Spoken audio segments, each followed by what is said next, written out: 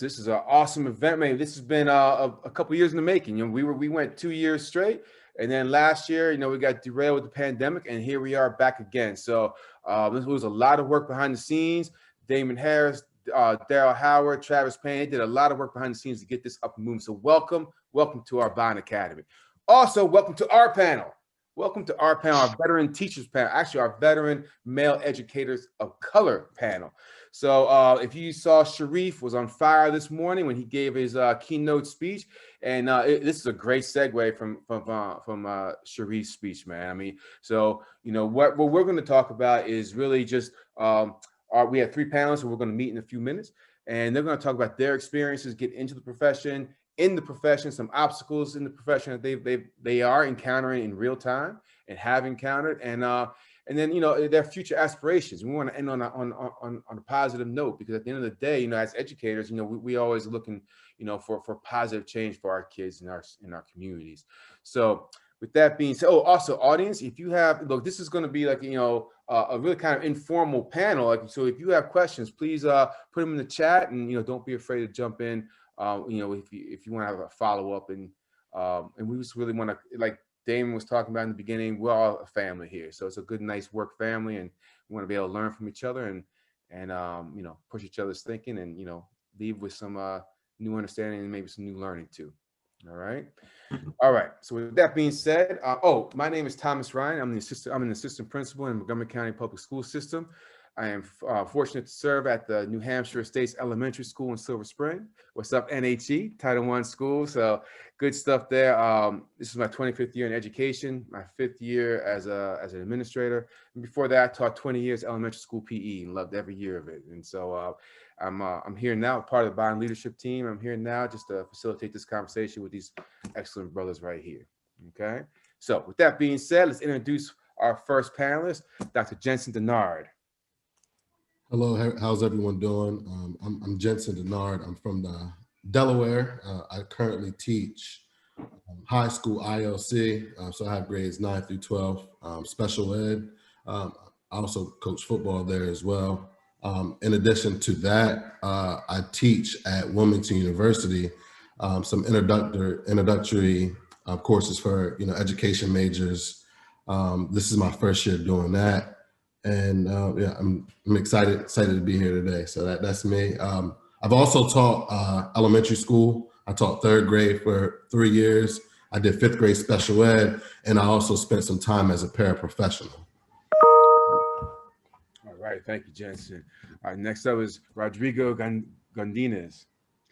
Yeah, good morning, everybody. Buenos dias. My name is Rodrigo Godinez Mena Guzman Blanco Gonzalez Macaro Salinas Noriega, but I'm just going to go by Rodrigo Godinez. I am a Title I instructional specialist at Montgomery County Public Schools. This is my 13th year in education. I hail from Guatemala City, Guatemala.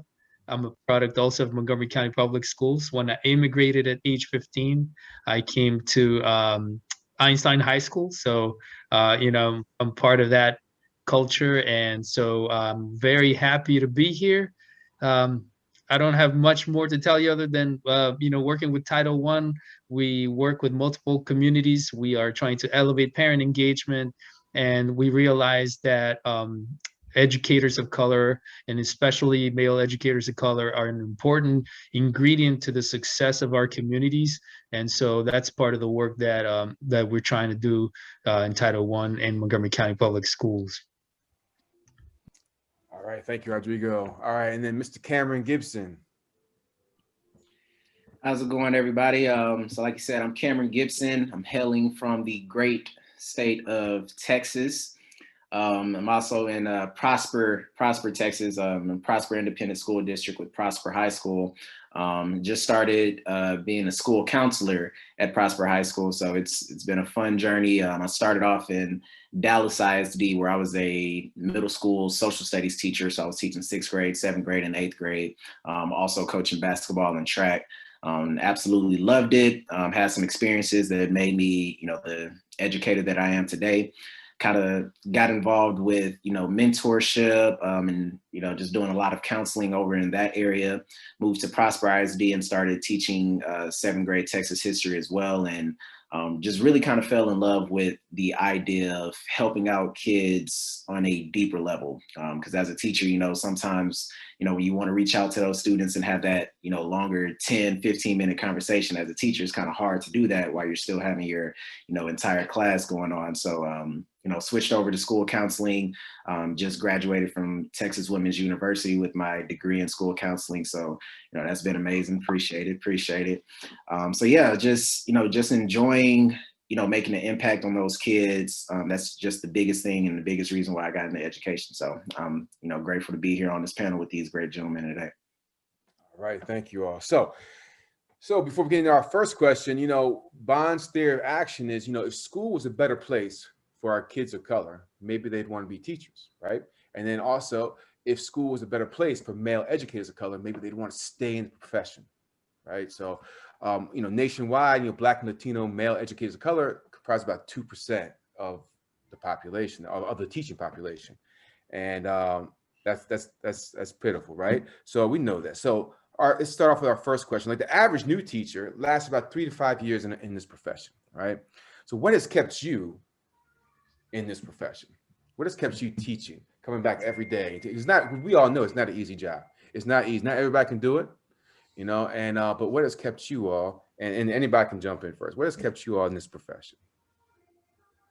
I'll go ahead and start. For me, I hopped around a little bit. I was in Northern Delaware, Southern Delaware. But for me, what has kept me in the profession has been leadership, and culture of the school.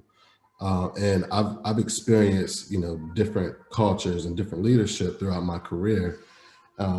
Earlier in my career, it wasn't so good, to say. I'll go in depth about that, with other questions though, but just leadership varies. I truly believe that people stay in the profession because of who their leaders are. And really that and I'm heavily invested in it, right? So I've got too much debt to say I'm done, right? But I'm just being real, right? Do it. my main reason is leadership. Like effective leadership has kept me in that profession so far. Right. I can go next. For me, it's 2 things. The first thing is students. What keeps me in the profession of teaching, and you just said, Thomas, that it is a tough profession because you have to do it all. You have to do a little bit of everything. You have to be mom, dad, cousin, father, uncle, whatever. You got to be doctor, you got to be psychiatrist, you got to, you're doing all those things, and then you're teaching. In my example, I was teaching math or elementary school as well. So, the impact that you can have on a human being that's developing, the positive impact and the opportunities in the classroom, and then you see how students go and do things that you inspired, that gives me that fuel to continue down this not easy work, as you put it, because it can be difficult, and also with the vicarious trauma you might take in. Besides the first thing, the second thing I would say is equity. Just I want this world to be a better place for my children, and I want to be a part of the solution. And to just be blunt, I really want to just break the system and rebuild it so that all cultures and everybody can share that power in space. And that's kind of like my fuel, my driver. But then I also need that, what I described. I also need those little moments where, like, I get a text and say, hey, your your 3rd grade class is graduating college right now. Man, I never thought that kid was going to do anything. Well, I was like, yeah, I did. So those kinds of moments, you need those to keep you going. Thank you, right there. Thank you. Good stuff. Leadership, students, equity. All right, Cameron, what do you think? Yeah, so since they said pretty much, some of those main answers that I was thinking of, one of the big things for me is just allowing myself to understand, the impact that I can have. Because a lot of times, like you said, with leadership, kids, they can see what good leadership is. And if they're walking into a school every day where they're like, okay, well, the principal doesn't even know my name, the assistant principal I never met before, I've, never even met my school counselor and things like that. Once you start to hear those things over and over as a student and as a teacher or an educator, you're just like, okay, well, how can I help make an impact in this area? So, I know for me growing up from elementary school all the way throughout high school, I never had a Black male educator or an educator of color.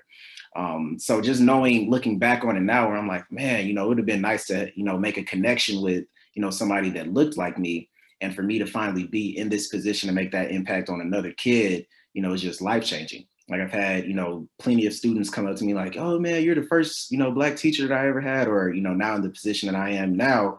I have a lot of seniors that are graduating next week, and they're like, oh man, I wish we would have had a Black school counselor here, my freshman year. And it just sucks that, I finally got you and, I'm graduating. So just kind of hearing those things just really, kind of pushes me forward and just like, okay, well, I'm in the right spot that I need to be in, because there are times where we question it, especially as teachers, where you're waking up every day like, man, I really don't want to go into this class because I know so-and-so is going to be on there and they're going to be acting up. Or, I got an observation and I know my, assistant principal is going to look at me, all types of ways. But, just understanding that impact that I'm having on not just my minority students, but, all of my students in general, just, being that first African-American face that they've seen in the classroom in a position of power. So, that's really what has caused me to continue teaching. Those excellent answers, fellas. I mean, I think at the end of the day, representation does matter. I mean, like, Rod's example about, hey, this kid graduated. Oh, I didn't think he was going to do something, but, I did, and that's what matters. I mean, there's somebody in that classroom, every one of us, that, what, a kid's going to look at it's like, Mr. Denard believes in me, Mr. Gibson believes in me. So those are important things that I think, our kids need to see that. I didn't have a Black or Latino male teacher till college. So and then we have we have 50% boys in our room, in our buildings, and girls need to see that too. Girls need to see men in the classrooms too, men that look like us in the classrooms too. They need to see that as well. It's just it's healthy for everyone involved. And I hear leadership and culture. When you're talking about when you first walk into a building, you can get an idea of the culture as soon as you walk into the building, man. As soon as do people greet other people, when they come in the building, regardless of who they are, they're delivering something. I mean, they deserve the same respect as anybody else in that building. And then, people know what kind of place they're walking into. And that's the kind of place that, we want a culture that's grounded in mutual respect, equitable, and is pushing anti-racism structures, and we can get back into that later. But let's go to our next question. So what does diversity look like? It's two parts: in your own building and then in your district. Since we're kind of all over the country, from Delaware, Maryland, and Texas, what's diversity look like in your building and then overall in your district? Well, I guess I'll keep the tradition going first, right? So, yeah, and I'm in Seaford, Delaware, at Seaford High School, and I teach ILC. So in my school, diversity wise, that's specifically Black males, there's 7 of us. And, I think, my principal is an African-American lady, was strategic in doing so. About 65 to 70% of our students are minorities. So now we're heavily populated in special education though. So as far as the major social studies, science, math, there's two Black males who teach math, but they're both from Africa. So, in my district, I'm not 100% sure of the numbers, but I used to teach at an elementary school in the same district, and there was two Black male teachers in that school. Now, when you want to speak about, paraeducators or, your assistants, then, that's a lot of those, but specifically teachers, that's how it is. So my school, we have a lot more than many. Right. Mm-hmm. Definitely. Okay. That's true. So, I mean, Yeah, you said you have 6 in there, right? Yeah, that's right now. That's a lot. Yeah, that's good. Go ahead, Rob. Sorry. no, it's good. I wanted to see if Cameron wanted to switch it up and go before it. No, it's all good. All right. I can't speak. I mean, we have a large district. It's 163,000 students. So it's a lot of schools, and so I'm going to focus on schools. Um, I've seen from the Title I lens some elementary schools where the principal is very strategic about hiring, not just making sure that she has or he or she has a diverse workforce, but also like, you know, pulling in the white allies and educating the staff to be able to do the work, to be able to diversify or provide opportunities to all students in the classroom and highlighting everyone's culture. So there's that work being done. But I've also seen other schools where you get your population for the student population is mostly black and brown, 95%, and then you see that the staff is mostly female and white, so 93% or something like that.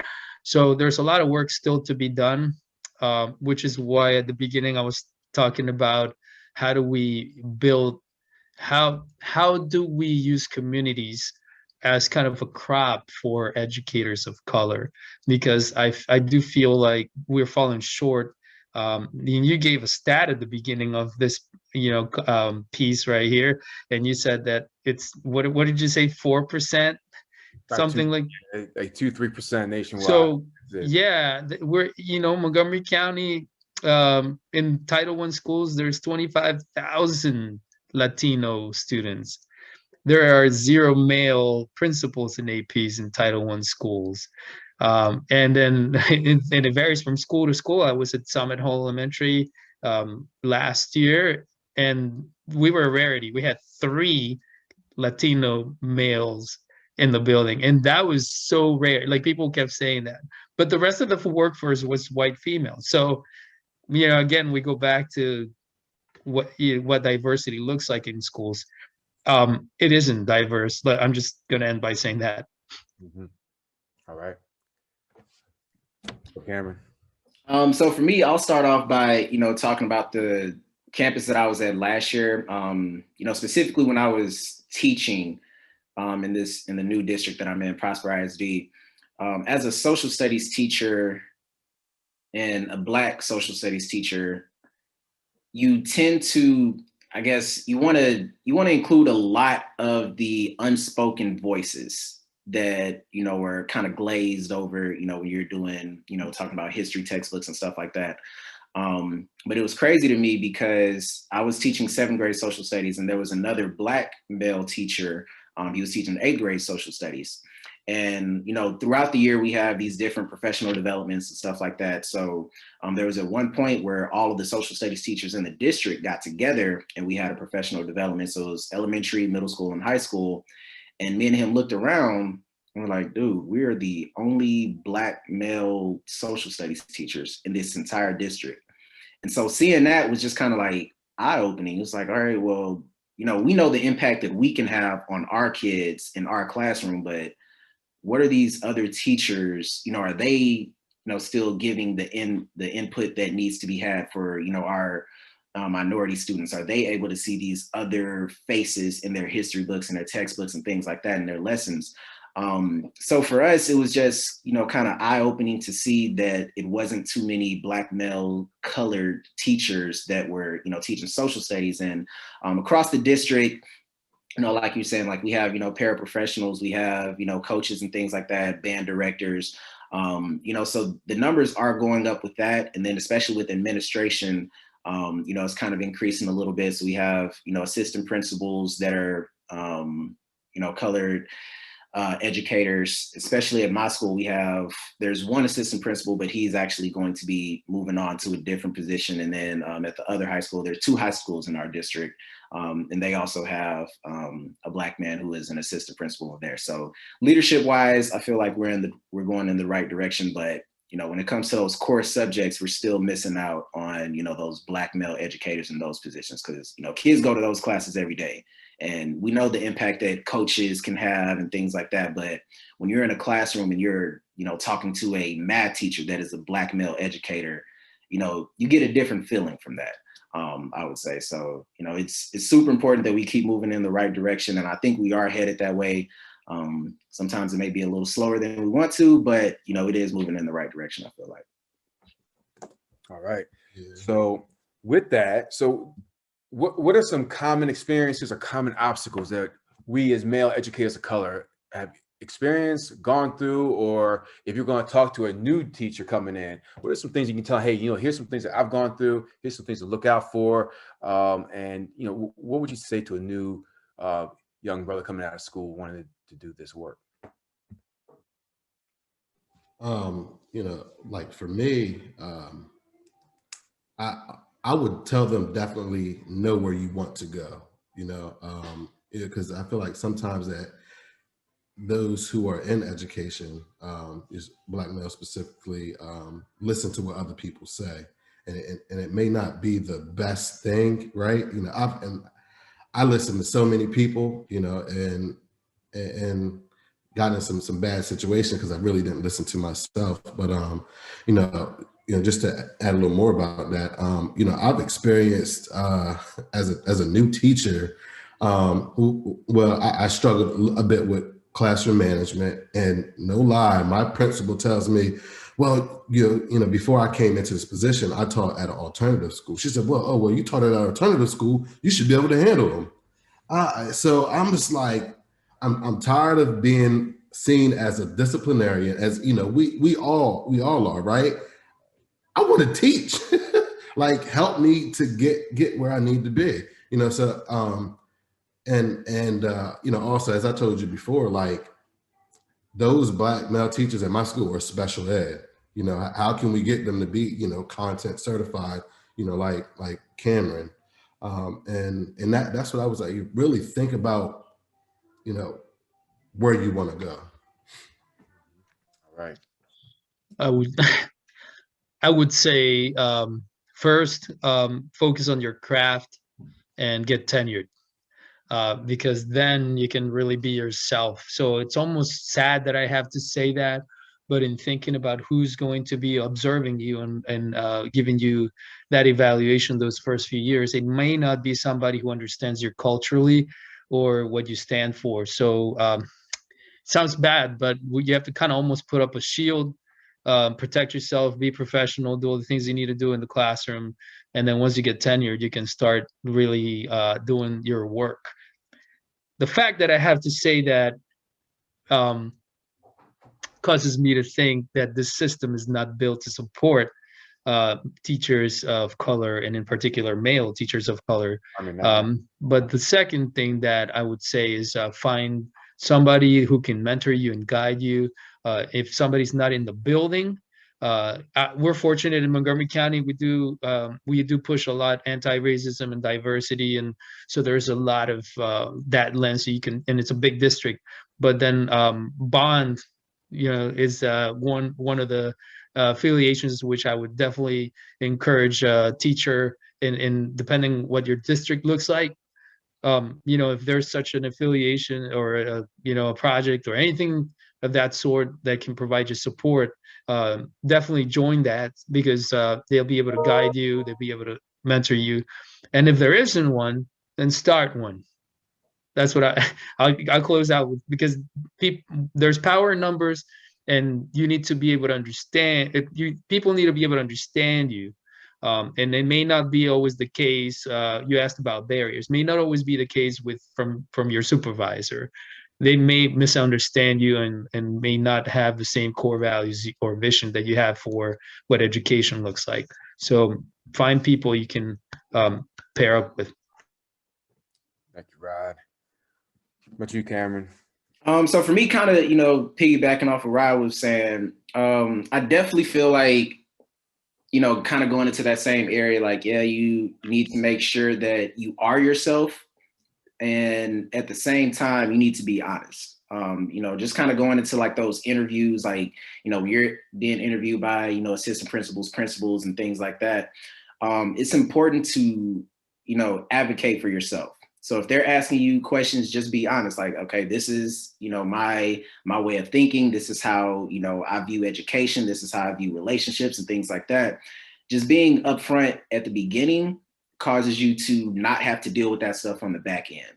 So, I mean, basically just be yourself upfront because, in a lot of situations, if we go into it like, okay, well, they're not going to like me if I give this answer. But if that's really what you feel, later on is going to come out anyway. So it's better to be honest up front and then, have to deal with everything after that. Like if you get the job, you get the job, cool. But make sure that you are remaining true to yourself because there's a lot of times and, earlier on in my career, kind of what, Dr. Jensen was saying, I was thrown into it to be I don't want to say, disciplinarian. I don't want to use that word, but at the same time, it's like, okay, he's the Black teacher and we have no other Black teachers in 7th grade right now or 6th grade where I was teaching my first year. And so they would just throw all the problem kids my way. And I use problem kids, as, very loosely, like they just had different circumstances that nobody was being attentive to. So they were like, hey, we need you to run, the detention. And, anytime we have a bad student, we're going to throw him your way or, switch out his classes, whatever. And after a while, I'm looking, I'm like, you know what, is this a good thing or is this a bad thing that y'all just see me as the person that can deal with the problem kids? So I started to embrace it after a while, but the thing is, I had to let them know, like, this is not what I'm here for. Like, I'm here to educate students. It's cool that I can build these connections that, not everybody else can build. But at the same time, like, don't give me 30 kids who all have discipline issues in the same classroom. Like, you set me up for failure. Like, yeah, we'll be able to get stuff done just because, I'm confident in doing that. But you have to advocate for yourself, as soon as possible. Like you said, once you get tenure, you start, to get a little bit more confident, with speaking up. In my first year, I definitely wasn't okay with speaking up. But after a while, I'm like, okay, well, y'all value me, so let me value myself. I can't keep stressing myself out going home, telling my wife like, yo, so-and-so did this, so-and-so did this, I want to quit. Because that was on me. Like I should have just said something right then and there. So just being confident and knowing who you are, speaking up for yourself and advocating for yourself is definitely what I would give all advice to, first year teachers, 20-year teachers, anything like that. Can I add on to what Ken was saying, which you saying like being true to yourself, right? And that's why I'm still in the profession really too. It's like my administrator that I had, allowed me to do that, right? I mean, when I was like early in my career, I used to be afraid to do certain things because of what the other teachers may have thought of me, right?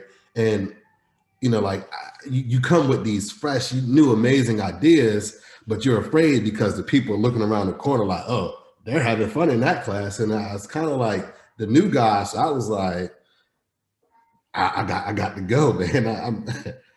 I need to spread my wings, right? I'm just here going like, flapping, right? And it's just this kid, so, thanks for like highlighting that because that is definitely some, huge.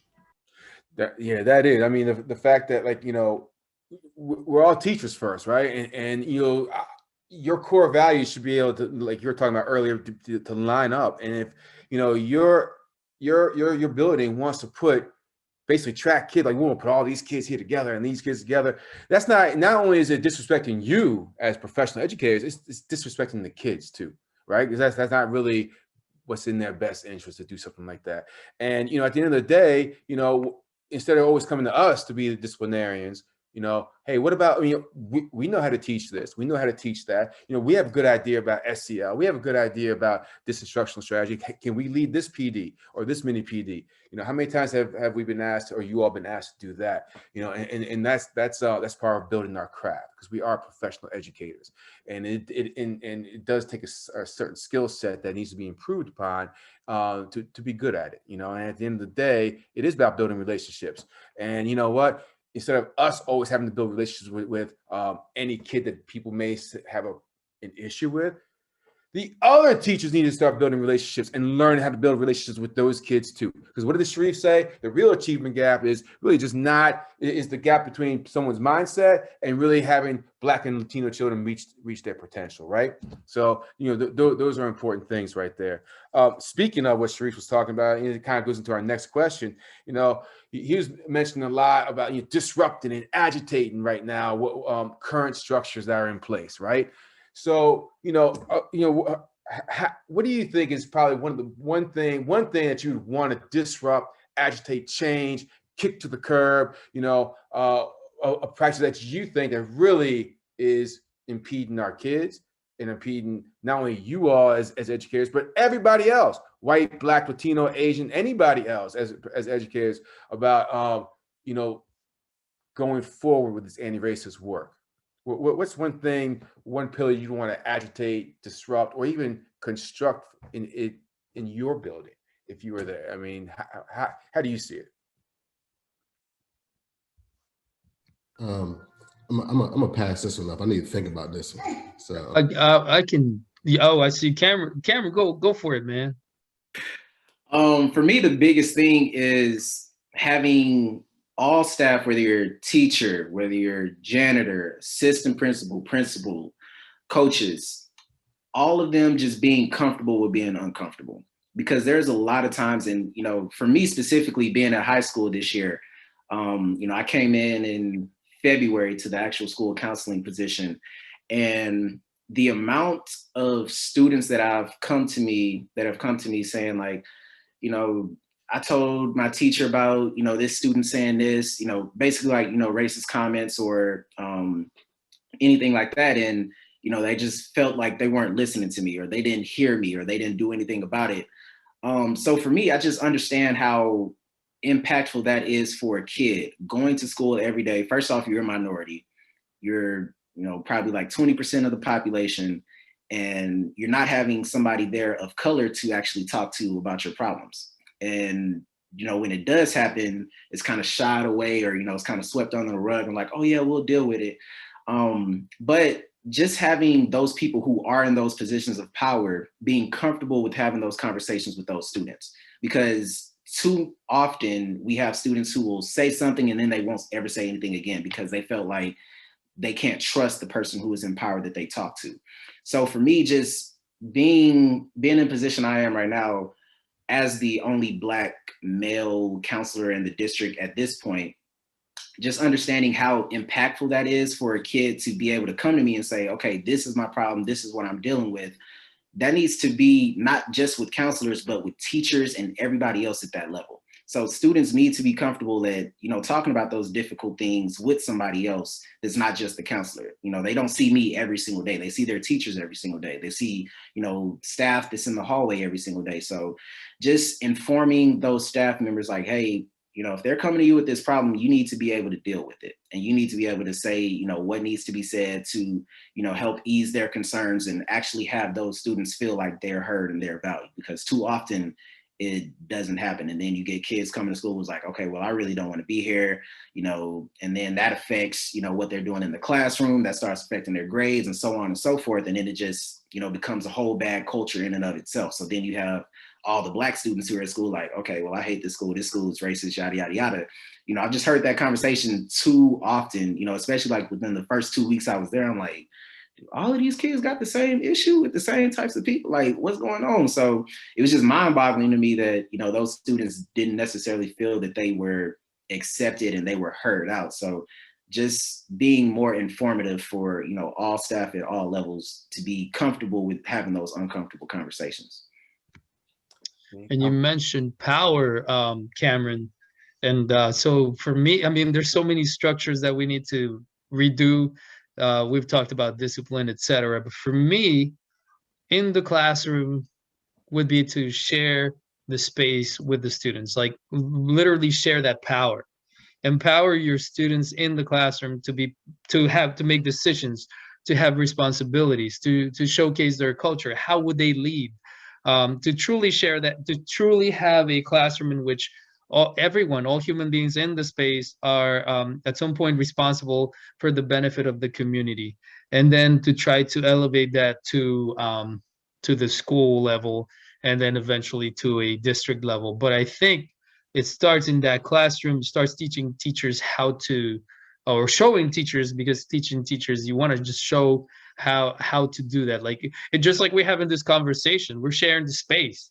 It could be as simple as that. Everybody just share a little bit about themselves. We learn from each other, and then we showcase each other's strengths. We support each other, and I think that's what needs to change, because a lot of the times you see the teachers approach the space as, I'm the teacher, you're the student, I'm in power, I'm tell you what to do. If you don't, you're gonna meet my expectations, my rules. And sometimes just by approaching the situation or a space that way, you already are triggering students, you know, especially if you're at the middle school level. Students, they just get hijacked so fast. So you may say something right in the first minute, first second, that totally destroys the student for the entire day. So so to think about how to share, really, and then so asking those questions to the teachers, like, how do you empower your students to lead? In what ways do you share the space? You know, and truly just, you know, once we're back in the building, like, people always putting stuff up for students is a great idea, right?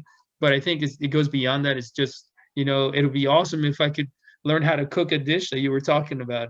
Why don't we just do that for science? You know, and I know we're restricted by the curriculum, and I'm not going to dive into that one because that's the second part. Because in elementary school and anywhere, and my wife's a high school a Spanish teacher, but she teaches. I love it because she teaches everything, like literally culture, social studies, race, justice, equity, all of it built into teaching Spanish. But if you're teaching math or literacy, you're getting a little bogged down with that. So that's why I'm focusing on the space rather than the curriculum, because sometimes you are kind of you know, handcuffed by the stuff you're asked to teach. That is true. I think that you know, for me, and you know, sorry, my daughter's right here, just Word. wilding. But I want schools to start accepting culture, you know, and it's like, you know, our students they get in trouble for being who they are, right? You know, I got kids who are loud, and you know, that's just, you know, who they are, but they're expected to strip their culture and come into a school and conform to a culture that's not really, you know, theirs. Yes, I do know that you act a certain way when you go to a restaurant or interview. Yes, I understand that. But, you know, a school is a place where students should feel safe. How am I going to feel safe if I'm supposed to forget about who I am? Right? No, that's and that, you know, we can get off track, could start talking about curriculum. That's a whole different thing. I mean, but that is true. You know, if kids don't see themselves in the books that they're reading, you know, if they don't see themselves in the lessons that they're talking about, there's no connection there. It's just it's like what Sharif was talking about, windows and mirrors. They're not seeing themselves being reflected. You know, we had so at my school we had a second grader, a Latino boy, asked his teacher when we're doing they were doing a unit and they're reading curriculum, and he said, and they're talking about inventors, and every single inventor they were talking about didn't look like him, right? He said, he asked her, hey, are there any Latino inventors? He asked her as second graders. People like, well, he's only 7, 8 years old, but no, he was watching, he was engaged with the lesson, and he asked my teacher, hey, I don't know any Latino inventors. And right there, what my teacher started doing, she scrapped that, and she started making slides in the lesson that showcase Latino and Black inventors as well. Because why not? They're part of this country's fabric. They're part of our history.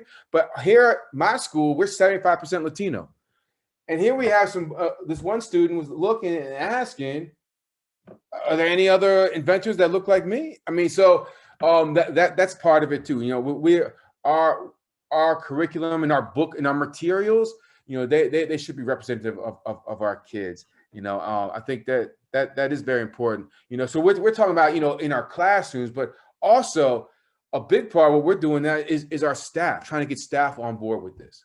And that's a different animal to talk about. You know, in my school right now, we started with our core team and our leadership team, and we're trying to figure out how to bring this work to 85 staff, 85 people that have very different worldviews, different ways they were brought up.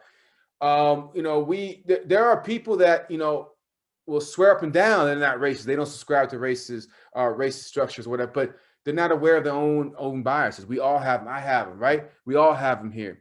And that is a tough part right there, to be able to bring this work, because to be able to have this work, it's been, like I said, my core team, we've been doing it, but we've been doing it for a year. We've been having these conversations amongst us in a very intimate way for over a year. How do you bring that kind of work to a school, to have to start getting everybody on the same team? You can't really just change everybody's mindset, but you can at least get people on the same team for the kids that you are serving. So a long way saying, like, so what do you think are some ways to really bring this anti-racist work, not just in your classroom where it has to start, but building wide? I'll start with this one. It definitely, for me, and kind of seeing, how, I've just kind of transitioned from, different district to different position to, school counseling now. At every area, it all starts with like those core team members that you have. When I was in Dallas ISD, we had a team of 2 teachers. It was me and another teacher. And like you said, like going through the curriculum and stuff, we're like, okay, well, we're talking to nothing but Hispanic and Black kids in this entire school, yet we're trying to teach them about all of the white people who they're not interested in.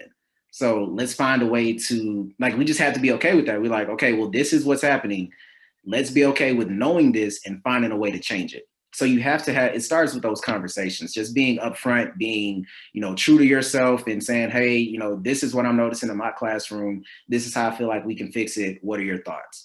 And, if you start butting heads, then it's okay, because, sometimes, like they say, pressure makes diamonds. So if you're continuing to butt heads, you got to be okay with that and just find a solution. So then, once I started doing curriculum last year, just having those conversations again, like, okay, we're increasing our numbers in, African-American students within our district. And, me as an African-American, male educator, I'm like, okay, well, do we have any like African-American social studies teachers? No. Okay, well, do we have any of them? Like, what are our African-American studies courses look like? No, we have none. All right, well, how about we start one next year? And, lo and behold, next coming school year, we're going to have an African-American studies course within the district for the first time. And then, the year after that, we're going to have a Hispanic studies course, and, we're going to get an Asian American studies course and things like that. So just being able to have those conversations is where it starts. Like, start it off with your, small group that you're comfortable with. If you butt heads, it's okay. You're just going to learn from those experiences and keep growing. And then after that, that's when it can start trickling down to everybody else. But it all starts with those core group members, like you were saying, that small group knit of, 4 or 5 people. Y'all have those honest conversations. And, like we were saying earlier, when you're coming into that situation and you got another teacher around the corner looking like, oh my God, they're having fun. Or, my students, they came in my room talking about, the lesson that y'all did, like, what's going on? What are y'all doing different? And that is how it starts getting contagious and infectious, and everybody else starts, forming to that new culture that you guys are trying to set. So that's that kind of like you're not a plant and I'm not a plant, but we're in the same wavelength, because I was thinking about those conversations. Your question about how do you elevate that to the building level? I would say start soft with things, because at any time, and I'll just call it out, anytime a white educator comes into a race inequity or any kind of like race conversation, they come in with a shield, because they feel responsible, and they go into almost immediate cognitive dissonance. So in order to combat that, you want to start soft, something like discourse 1 to discourse 2 type of conversation, or maybe focusing on growth mindset. And then as you continue to provide feedback, create that culture of feedback. How am I doing with my growth mindset? Keep in mind what I was saying about sharing the space, because that's part of having a growth mindset. That's part of shifting your discourse 1, like, like how you're being critical versus, how you're going to do something about it, shifting, your initial, maybe using a tool like the ladder of inference, where, we all jump, like when we're driving, somebody cuts you off and they take your parking spot. Like I saw a video about that. You know, you might be like, oh my God, this guy's a jerk. Like you may jump to conclusions immediately. But what happens if, like, in the example they gave is like, well, this person says, oh, I'm sorry, my wife's pregnant. You know, we needed to take the spot because this is right in front. So like understanding the situation. So if you're really focusing on those low impact, or no, high impact and low, what we call soft opportunities, then you start getting that buy-in into your culture. But eventually you do want to move into something where you're diving into your self-reflection, maybe use some pedagogy. Since we're talking about a majority white workforce, pedagogy from like somebody like Robin DiAngelo, which you know, calls out, you know, white supremacy, and it tells white people, hey, you have to deal with this because, you know, you're part of the solution. But I'll close with saying that equity, and the word of equity, is not something you do necessarily. It's something you are. It's something you live. So like you really have it's you're talking about beliefs. So we're really talking, that's the hardest thing to move people, like to try to shift somebody's mindset and belief. And that's not going to happen over like, you know, a day or two, or even a year or two. It's going to take some work. It's going to take some trials and tribulations and turbulence before change can come. But in the work, if you're the school-based leader, you have to be relentless, and you cannot let down, and you just got to be ferocious. You can't, you know, this work is not going to, change is not going to come easy, but you just have to truly believe that what you're doing is going to shift that culture. And then like Cameron was saying, it's going to be infectious. It's going to get everywhere.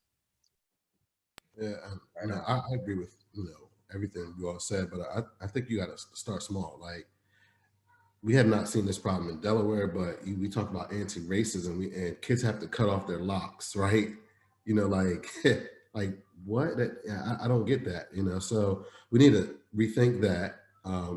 Dress codes, which I think I have my own thing, you know, me and my principal, we go at it about hoodies in the classroom. I'm like, Doc, this kid is not causing problems. He's getting his work done. Yes, he does have his hoodie, but like, I'm supposed to write a dress code violation? Like, no. So those little things like that, what we need to really start, those things that we can affect immediately.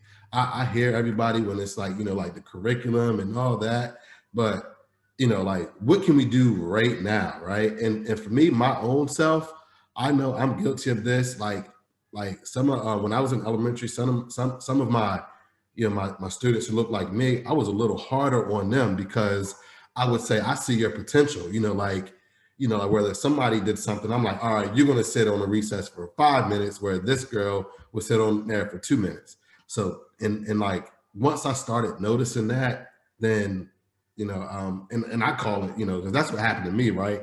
One of the teachers told me I was never going to graduate from high school, so, and I call myself like taking that experience and try to, because I'm like, well, look where I am now. Like, if I'm hard on him right now, he'll stop doing that.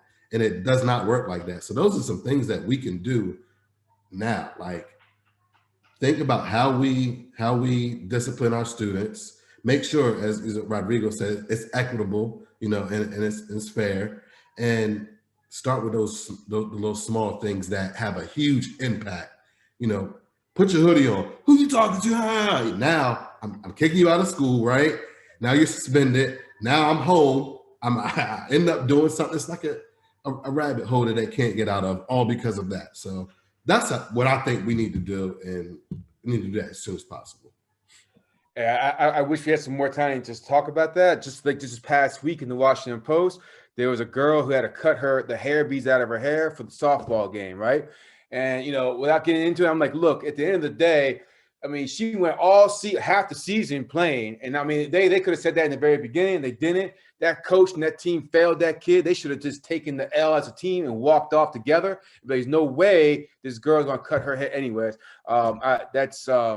That gets me, man. I mean, with the kid who had to cut his locks for the wrestling. I mean, even in the beginning of the season, they should have, hey, here's how long it should be. But they should have walked off together, man. There was no way single out those kids to cut their hair to play this sport that they've been doing half the season anyway. But in general, That's what's the rationale? Right. Like you don't like how the person looks? You know what I mean? Like where's the root of that? And I always tie it to white supremacy. But so that's why I say I want to break the system, right? Because that shouldn't even happen. The whole hoodie thing brings me back, Dr. Dr. Denard. Like it's just in middle school that was the thing. You're like, well, get your hoodie. No, why are you coming into my classroom and the child's doing like amazing work? Do you see the work? And then you're just gonna trigger the child just because you don't like how they look. Right. Forget that. Maybe they had a bad haircut. Maybe they just they don't want to be seen. You gotta understand children. You can't just like come out and say take this off, wear this or don't wear that. Cut your hair, speak English. Come on, man. All that stuff. Right. Hoodies are comfortable anyway, man. So you want kids to learn? That's right. I wear hoodies all day long, right? So come on, man. All right, look, I see our time is ending soon. So this has been an excellent conversation, fellas, and I wish we could go on longer, but I did want to end on a positive note. So two-part question, really quick. So what's the most rewarding part of being an educator, and what are your future aspirations in the field for yourself or new young brothers coming up or anybody? Just what's rewarding and what's your future hopes for our profession and our kids? For me, the most rewarding part that I've been seeing is just like having a student come back to me like, hey, Mr. Gibson, like you really had an impact on my life. Like, they don't use those specific words, but, basically, I'm still getting emails from kids that I taught, 2 years ago, 3 years ago. They'll find me on like Instagram. Oh, Mr. Gibson, like, I appreciate you coaching me. And I remember when you kicked me off the team, but yada, yada, yada, that helped me. And now I'm bouncing back, stuff like that. So just kind of hearing the stories, years and later, just seeing like how I was able to impact kids, that's been the most rewarding thing. And then for future aspirations for me specifically, just becoming a lead counselor in, one of the schools, whether it's in our district or another district. That's kind of where I'm, trying to head, just be the leader of a whole entire counseling department. Just being able to make change as much as possible and affect as many kids in a positive way as I can. And just trying to see, more minority students involved in enjoying coming to school. Because that's just, they spend most of their lives there, from age 3 to 17, they spend most of those hours each and every week at school. So, why not have that be a positive impact on their life rather than, oh, I'm dreading going to high school or dreading going to middle school. So just trying to, form that culture around our minority students.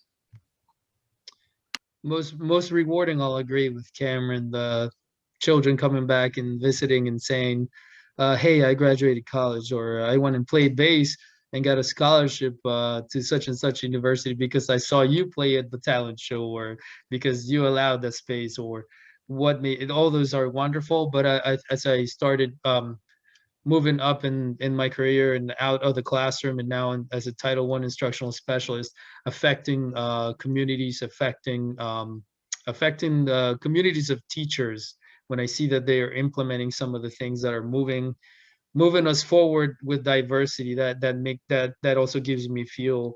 But aspirations for me, I mean, I don't want to put a title to anything like, superintendent or anything like that. But for me, it would be the day that we start seeing a shift in how the systems that we have placed are changing to serve the students that we serve and the communities, and the communities having a voice. I would put that in as like my aspiration. I want to be part of that. I want to be part of that work. I don't care what my role is, but I want to be part of that solution that shifts us from the grip that white supremacy has in the schools, and then putting the power back in who we serve and being a true community. So I know it's a kind of an abstract, answer, but I want to affect change and continue to do that. That's also, what's rewarding about the job. Jensen, any last thoughts? Yeah, so I keep this quick. So I always ask my students in college, like, if you were a student in your classroom, would you like yourself as a teacher, right? Or You know, and so I think of that question all the time. And for me, like hearing that, like, man, that lesson was one of the best lessons I've ever had. So for me, I always think of myself like, if I was a student in my own classroom, would I like being here? And that's what molds me. I guess you can say that. So just being the best that I can be if I was a student in my own classroom. And in future aspirations, I wish to be an administrator. Right. And that's it, just to wrap that up. Good stuff, man. Hey, look, brothers, I mean, we're over a little bit of time, but I appreciate you all. Thank you very much for joining us. Thank you for your experiences and your thoughts, man. We got to go. We got to wrap this up. Audience members, thank you for joining us. I hope you got something out of this. I know I did. I really appreciate this time with you all. And we got to go to the next room. So, all right, I got to go. See you all right? Going to end this now. Take care, fellas. I hope to see you all around the rest of the day, all right? All right, take care, fellas.